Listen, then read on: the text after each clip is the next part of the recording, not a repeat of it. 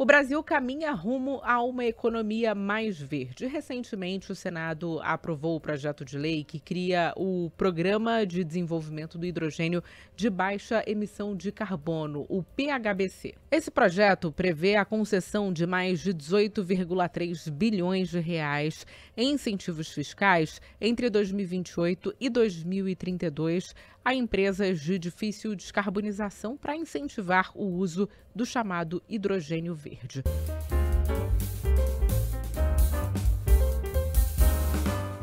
Sobre esse assunto, hoje a gente conversa com o Paulo Alvarenga. Ele é CEO da ThyssenKrupp e também fundador e conselheiro da Associação Brasileira da Indústria do Hidrogênio Verde. Paulo, muito obrigada pela participação aqui no Visões SG.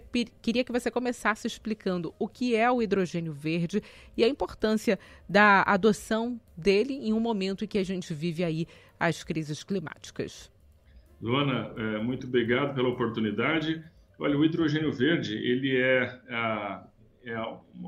produzido através da eletrólise da água. Você aplica uma corrente elétrica vinda de uma fonte renovável, como a eólica ou a solar, onde não existe emissão de CO2 para geração de energia, e essa corrente elétrica ela vai quebrar a molécula da água, que é H2O, vai transformar ela em H2 e O2. Esse hidrogênio ele pode ser utilizado como uma fonte de energia para processos industriais ou para uso na produção de combustíveis sintéticos, por exemplo. Então, ele vai poder permitir a gente substituir aquilo que hoje é produzido através de combustíveis fósseis por uma fonte não fóssil que não emita CO2. Ou seja, é uma fonte viável de energia de baixo custo, podemos dizer? Do ponto de vista ambiental, a gente tem que lembrar que assim, a motivação dela é ambiental. Hoje, o hidrogênio verde ele não tem competitividade frente às fontes de energia fóssil. Uhum. Então, esse é o grande desafio que nós temos pela frente. Porque, do ponto de vista ambiental, a gente está chegando num esgotamento da capacidade do planeta de continuar queimando os combustíveis fósseis. A gente se refere basicamente aí ao petróleo, carvão e gás natural. Então, a gente precisa encontrar outras alternativas. O hidrogênio verde, para muitos setores, ele pode ser a única solução possível para se fazer essa substituição, essa transição.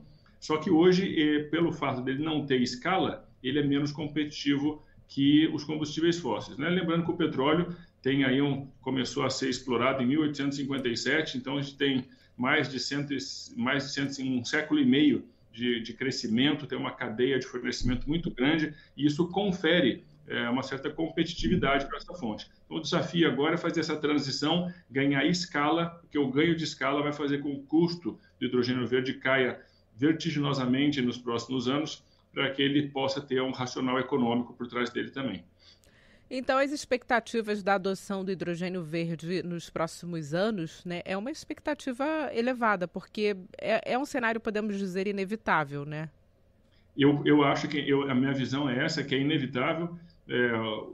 Se o mundo quiser evitar uma catástrofe cada vez que a gente percebe ano após ano o impacto das mudanças climáticas, infelizmente, Luana, só posso dizer que isso tende a piorar ao longo das próximas décadas, porque apesar do consenso de que existe, de que o mundo precisa zerar as emissões de CO2, nós ainda hoje, como humanidade, estamos aumentando as emissões ano após ano. Então, até que a gente consiga fazer com que essa curva pare de crescer e depois vá diminuindo, isso vai levar no mínimo até 2050 ou além disso.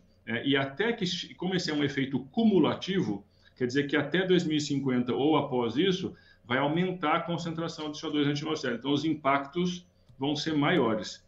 Então, eu considero que é um caminho sem volta e por isso é importante que a gente comece essa transição o mais breve possível para que a gente tenha escala e ele se torne, além de ser uma solução do ponto de vista ambiental, também do ponto de vista econômico, ele seja viável. A gente teve recentemente no Senado a aprovação de um projeto de lei que visa criar aí um programa voltado para estimular, né, a adoção do hidrogênio verde para empresas de difícil descarbonização, né? Você pode falar sobre a importância desse programa para a adoção do hidrogênio verde aqui no Brasil? Posso sim, Luana. Na verdade, essa lei é um gol de placa, chamada também do Marco Legal do Hidrogênio Verde. Essa lei ela traz, primeiro, definições importantes para poder trazer segurança jurídica para os investidores, né? Por ser um meio energético novo, ele precisa ser regulado, que a agência que vai regular, como que vai ser tratado isso. Então, ela traz segurança jurídica para os investidores e ela traz, muito importante, um pacote de incentivos que vão permitir que os primeiros projetos saiam do papel. Isso é extremamente importante. Nós tivemos, por exemplo, o caso das eólicas, quando o Brasil iniciou o processo de colocar energia eólica, a energia eólica ela era a mais cara de todas.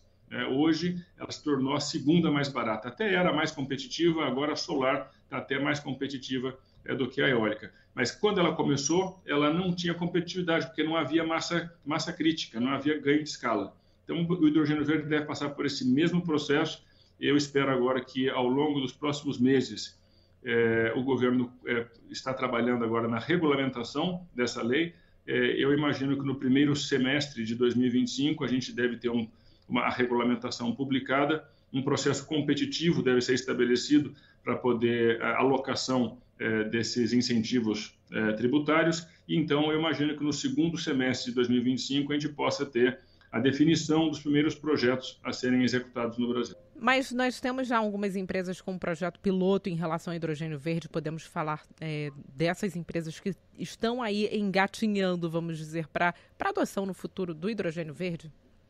Existem projetos piloto, mas o desafio climático, ele pensa que nós temos que substituir a cadeia de fornecimento do petróleo. É essa a ordem de grandeza que a gente está falando.